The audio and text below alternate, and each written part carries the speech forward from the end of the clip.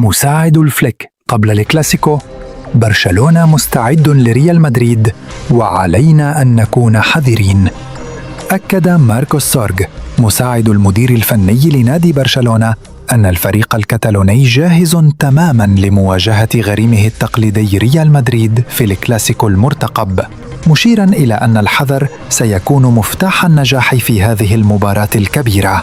وجاءت تصريحات سورغ خلال المؤتمر الصحفي الخاص بالمباراة، والذي حضره بدلاً من المدرب الألماني هانسي فليك، بعد أن رفض الاتحاد الإسباني لكرة القدم استئناف برشلونة ضد قرار طرده ببطاقتين صفراوين خلال مواجهة جيرونا بسبب الاعتراض على التحكيم. وبالتالي سيتولى سورغ قيادة الفريق من على مقاعد البدلاء خلال المباراة التي تقام مساء الأحد على ملعب سانتياغو برنابيو ضمن منافسات الجولة العاشرة من الدوري الإسباني. شرف خاص ومسؤولية كبيرة، قال سورغ في بداية حديثه: إنه لي شرف كبير أن أكون على مقاعد البدلاء غداً. إنها مناسبة خاصة ونتوقع مباراة صعبة للغاية. علينا أن نبرز نقاط قوتنا، خصوصاً في الضغط العالي. غياب فليك ورافينيا. وعن غياب المدرب فليك أوضح سورغ أن ذلك يمثل تحدياً للفريق، مضيفاً: إذا غاب فليك فسنفتقده بالتأكيد. إنه أهم عنصر في الفريق.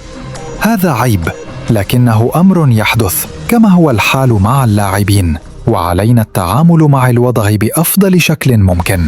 كما تحدث عن غياب البرازيلي رافينيا بسبب الإصابة، قائلاً: أي فريق يرغب في ضم رافينيا؟ لكنه مصاب حالياً.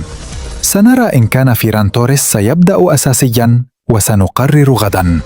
يامال وكوندي في الصورة. أشاد مساعد فليك بالموهبة الشابة لامين يامال، مؤكداً أنه مستعد للتألق في مثل هذه المباريات الكبيرة، حيث قال: لامين لاعب من الطراز الرفيع، وهذا اللقاء سيكون حافزاً كبيراً له. نأمل أن يظهر بأفضل مستوياته غداً.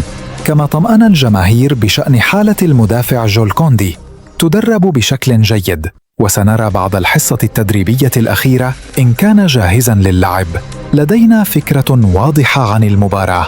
عن الحكام والمنافسة مع ريال مدريد، تحدث سورغ أيضاً عن أهمية التركيز وعدم الانشغال بقرارات التحكيم، موضحاً: يجب أن نركز على المباراة فقط. الجميع يخطئ، لذلك من الأفضل أن نركز على ما يمكننا فعله بدل ما لا يمكننا التحكم فيه. وأضاف عن المنافس ريال مدريد: ريال مدريد يعيش مرحلة انتقالية